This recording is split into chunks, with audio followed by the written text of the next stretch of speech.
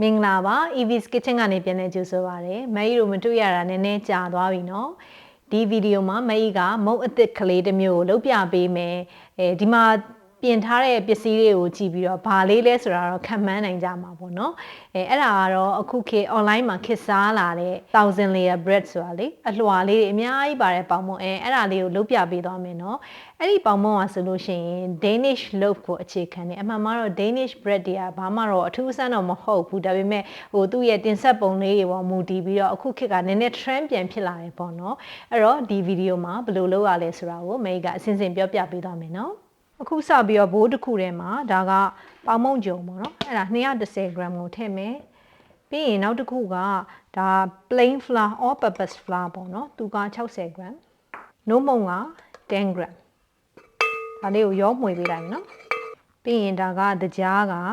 45 gram instant yeast ပေါ့နော်အဲ့ဒါက5 gram ကိုချိန်ထားပေးမယ်နော်ဒါဆိုရင် dry ingredient ပြီးသွားပြီအခုပေါင်မုံသားကိုစပြီးတော့လုပ်ကြမယ်နော်ပေါင်မုံဆိုတော့ပေါင်မုံမှွေတဲ့ဒိုးဟုကိုသုံးမယ်နော်ဒီထဲကိုရေအေးကဒါ110 gram လာထည့်ပေးမယ်ပြီးရင်ဒါကြက်ဥ35 gram ကိုလည်းတစ်ခါတည်းထည့်မယ်နော်အဲ့ဒါကိုသမသွားအောင်ဒီ low to medium speed နဲ့နည်းနည်းမှွေပေးမယ်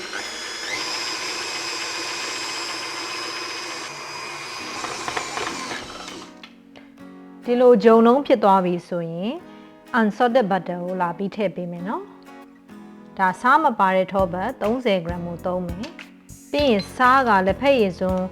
4ပုံတစ်ပုံလောက်ကိုလာထည့်ပေးမယ်စားကိုအခုမှထည့်တယ်နော် yeast နဲ့ရောပြီးတော့မထည့်ဘူးဒါကို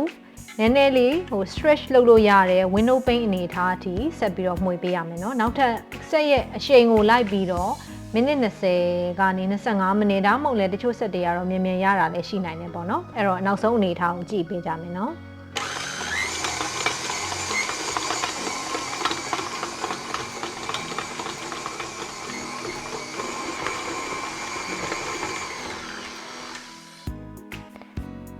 ကဲ window pane ကိုစမ်းကြည့်ကြမယ်နော်ဒါကပေါင်မုံလောက်တာမှာအရေးအကြီးဆုံးအချက်ပေါ့နော် window pane ဆိုတာကအဲ့တော့ဒီလိုမျိုးဂျုံလေးတစ်စကိုတစ်ခုကိုယူလိုက်မယ်ပေါ့နော်ပြီးရင်ဆွဲကြည့်မယ်နော်ဖြည်းဖြည်းလေးဆွဲပေါ့နော်သူကမပေါက်မပြဲပဲပါလာရမယ်ဒါဘယ်ပေါင်မုံလို့အရေးကြီးတဲ့အဆင့်ပေါ့နော် Danish pastry ကတော့မိတ်ကတမင်တကရေအချိုးကိုရှော့ထားတာပေါ့နော်သူကရိုးရိုးတချို့ soft ပေါင်မုံလေးဆိုရင်ဒီထက်ပိုပြီးတော့ပါပါလွှာဆွဲလို့ရတယ်ဒီမှာလဲကြည့်လိုက်သူကနော်ဒီလိုဖြစ်နေပြီနော်ဒီမှာဒီလိုမျိုးအဲ့ဒီအစင်းဆိုရင်ရပြီဒါကိုထုတ်ပြီးတော့ပုံစသွင်းကြရမယ်နော်ဒီပေါင်မုံကိုအရင်ဆုံးရေခဲတက်တာထဲမှာ freezer ထဲမှာ7မိနစ်လောက်နားရမယ်ပေါ့နော်နည်းနည်းလေးသူက relax ဖြစ်တော့မှဒီထောပတ်ကိုအထဲကိုထည့်လို့ရမှာမို့လို့အဲ့တော့တခါတည်း roll out လုပ်ဖို့လွယ်အောင်၄တောင်ပုံစံမျိုးလေးပုံသွင်းပြီးတော့တခါတည်းထည့်မယ်ပေါ့နော်အဝိုင်းလည်းရပါတယ်ဒါပေမဲ့၄တောင်ကြတော့နောက်ရေခဲတက်တာတွေကထုတ်လာတဲ့အခါမှာပုံသွင်းလို့ရှိ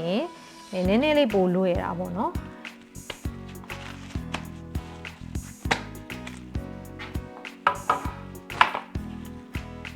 ဒါကို freezer ထဲမှာ15မိနစ်ထားမယ်ရိုးရိုးရေခဲတက်တာအေးကန်းဆိုလို့ရှိရင်နိုင်ဝဲလောက်ထားပေးရမယ်နော်အခုပေါင်မုံထဲမှာထည့်ဖို့ထောပတ်ကိုလုပ်မယ်နော်အဲ့တော့ Danish pastry မှာအလွှာလေးတွေအများကြီးဖြစ်တာကဒီထောပတ်နဲ့ဂျုံနဲ့တလွှာချင်းစီပေါ့နော်ဖြစ်နေလို့သူကအဲ့ဒါကြောင့်မို့လို့အလွှာတွေဖြစ်တာအဲ့တော့ထောပတ်ကစုစုပေါင်းဆိုလို့ရှိရင်110 gram ကိုသုံးမယ်ပေါ့နော်အဲ့တော့ဒီဟာကစီစဉ်စက်ကူပေါ့နော်အဲ့ဒီပေါ်မှာဒီထောပတ်လေးတွေကို15 cm လောက်ရအောင်ပေါ့နော်အပြားဖြစ်အောင်တိုင်းကြမယ်ပေါ့နော်15 cm square ပေါ့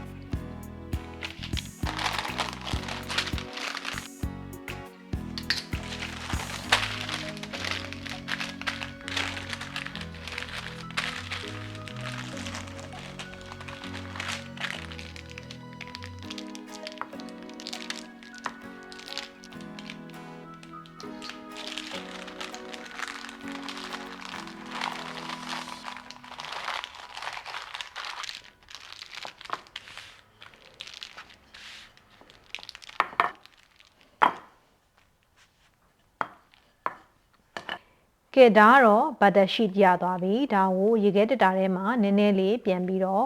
ဒါ firm ဖြစ်သွားအောင်နည်းနည်းစောင့်ပေးရမယ်နော်အခုစပြီးတော့ဂျုံနဲ့ထောပတ်နဲ့ကိုတလွှာချင်းစီဖြစ်အောင်လုပ်တော့မယ်နော်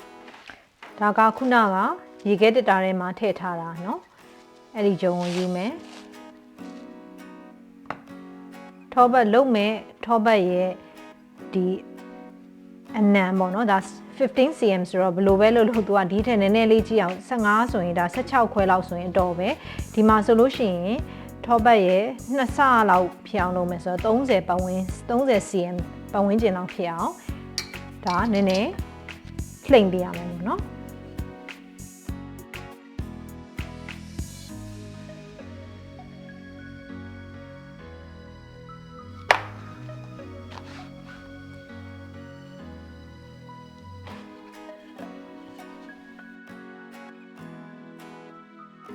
ဒါကခုနထောပတ်ကိုလည်းရေခဲတက်တာထဲမှာထည့်ထားရဲထောပတ်ရဲ့အနေထားကိုလည်းကြည့်မယ်နော်အရန်ပျော့ပြဲနေတာမဟုတ်သလိုအရန်မာကျွတ်နေတာလည်းမဟုတ်ဘူးပေါ့နော်အရန်မာကျွတ်ရင်လည်းလောက်ရတာနည်းနည်း roll out လုပ်လို့မရဘူးအရန်ပျော့လို့ရှိရင်လည်းဂျုံထဲကိုထောပတ်တွေကဝင်သွားတတ်တယ်ပေါ့နော်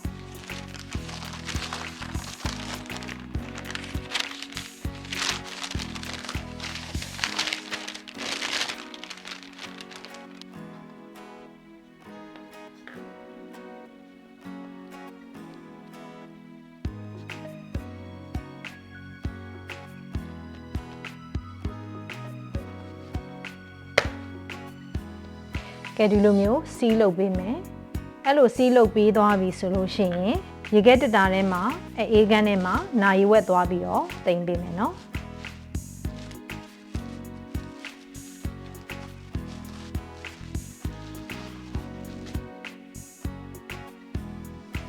အခုဒါနာရီဝက်ပြည့်ပြီဒါကိုစပြီးတော့ roll လုပ်တော့မယ်နော်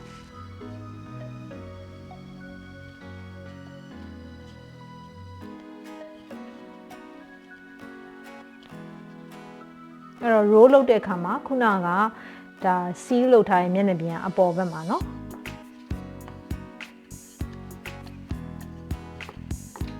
ဒါကစုစုပေါင်း45 cm လောက်မှန်းနေပေါ့เนาะ3ခေါက်ခောက်ရမှာမလို့အဲ့တော့ဒါကို3ခေါက်ခောက်ပေးမယ်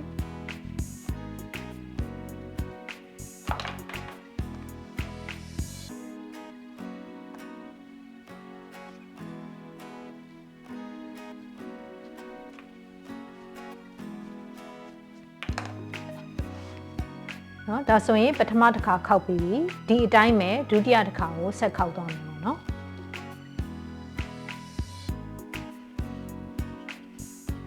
ဆိုတော့ခောက်ထားတဲ့ဟာကညာဘက်မှာရောက်သွားပြီเนาะအဲ့ဒီညာဘက်အချမ်းလေးကိုနည်းနည်းလေးသတိထားပေးမယ်သူကခောက်ထားတဲ့အရာအတိုင်းကိုဒီလိုမလုပ်ဘူးเนาะ90 degree လောက်လှည့်ပြီးတော့လုပ်ပေးတယ်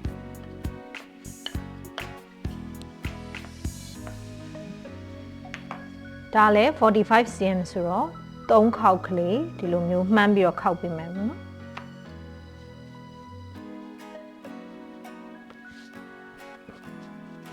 ဒါကိုလည်း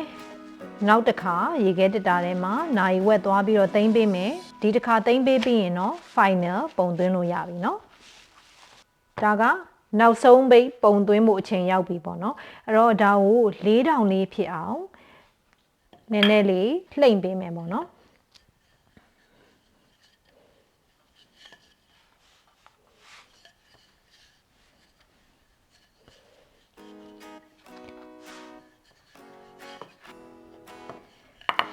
ကဲဒါက8လက်မပတ်လေ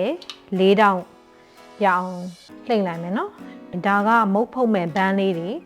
အဲ့တော့နှစ်ခုရမယ်ပေါ့နော်ဒီဘန်းက4လက်မဆိုင်အဲ့တော့ဒါကို၄ပိုင်းဖြတ်ပြီးတော့ဒီဘန်းထဲမှာထည့်မယ်မထည့်ခင်မှာဘန်းကိုစီတုပ်မယ်ပေါ့နော်တကယ်လို့ spray ရှိရင်လည်းစီဖြန်းလို့ရတယ်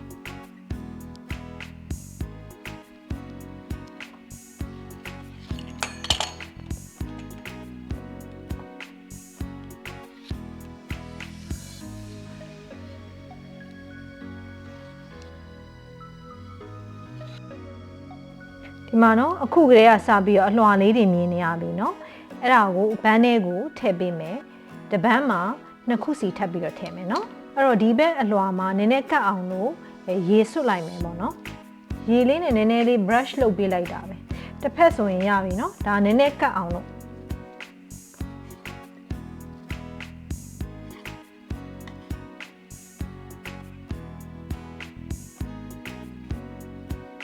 ဒီလိုလေးရသွားပြီဒါကိုနောက်ဆုံးအဆင့်ကတော့ပွအောင်လို့အပွခံတဲ့အဆင့်ပေါ့နော်ဒါကအဖုံးလေးအဖုံးကိုပါ spray လေးနည်းနည်းဖြန်းပေးမယ်စီတုပ်ရင်လည်းရရယ်နော်အဲ့တော့သူ့ကိုပွအောင်လုပ်နေတော့မှာပဲအဖုံးနဲ့တခါတည်းအုပ်ထားမယ်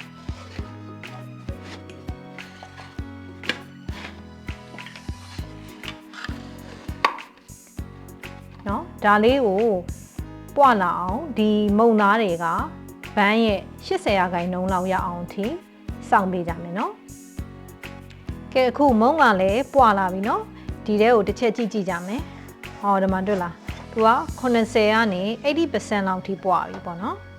ဒါကစုစုပေါင်းဆိုရင်မန်အီရိုစီမှာတော့3နာရီနီးပါးလောက်အပွားခံလိုက်ရတယ်ပေါ့နော်ဒါတနေရာနဲ့တနေရာနည်းနည်းကွာနိုင်တယ်ပေါ့အဲ့တော့ဘယ်လိုပဲဖြစ်ဖြစ်ဒီလိုမျိုးနောက်ဆုံးဒီလောက်အမြင့်အနေထားပေါ့နော်80%ဘန်းပြည့်လို့တဲ့အထိရောက်ပြီဆိုလို့ရှိရင်မန်အီရိုကသွားဖုတ်လို့ရပြီเนาะအခုဒါကို180 degree အပူပေးထားတဲ့ oven မှာ25မိနစ်လောက်ဖုတ်ပေးမယ်เนาะအဖုံးပိတ်ပြီးဖုတ်မယ်เนาะ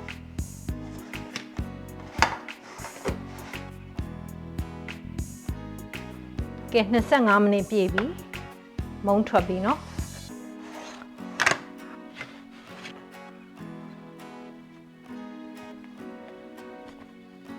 ဝါးဒီမှာကြည့်မိုက်တယ်နော်ကဲမုံလေးတွေကထွက်လာပြီဒီမှာကြည့်လေယာလေးတွေကအထက်ကလေးတွေနဲ့ဒါလေးတွေကိုနည်းနည်းအေးသွားအောင်အေးခံမယ်ပြီးလို့ရှိရင်တော့မုံလေးတွေအစင်းင်းဖြစ်သွားပြီနော်ဆိုင်နေမှာတော့လှုပ်ပြထားတာလေးရှိတယ်ဒီထဲကိုသူက cream လေးတွေဖြည့်ပြီးတော့စားကြတာလေးလည်းလှုပ်ကြတယ်ဒါမှမဟုတ်ရင်လည်းဒီတိုင်းတလွှာချင်းစီလည်းခွာစားလို့ရတယ်နော်ကဲအခုအလွှာလေးတွေခွာကြည့်ကြမယ်နော်ကဲဝေါဒီမှာကြည့်တလွှာချင်းလေးတွေနဲ့ရမ်းမိုက်တယ်ထောပတ်နံတွေကလည်းတင်းတင်းလေးနဲ့ဒီလိုတလွှာချင်းစီပါနော်နောက်တလွှာပပလေးထပ်ခွာပြမယ်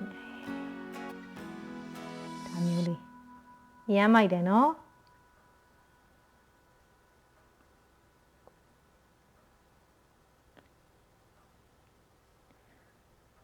အခုဆိုရင်မန်အီရိုရဲ့1000 layer loaf လုပ်နေပြီးသွားပြီပေါ့နော်ကြည့်လိုက်ရင်တော့နည်းနည်းအဆင့်များတယ်လို့ထင်ရပါမယ်တေချာလေးလိုက်လုပ်ရင်တော့အဆင်ပြေပြေနဲ့လုပ်နိုင်သွားမယ်လို့မန်အီထင်တယ်နော်ဒီလုပ်နည်းလေးကိုအားလုံးသဘောကျမယ်လို့မန်အီမျှော်လင့်ပါတယ်မန်အီတို့နောက်မှဆုံကြမယ်နော်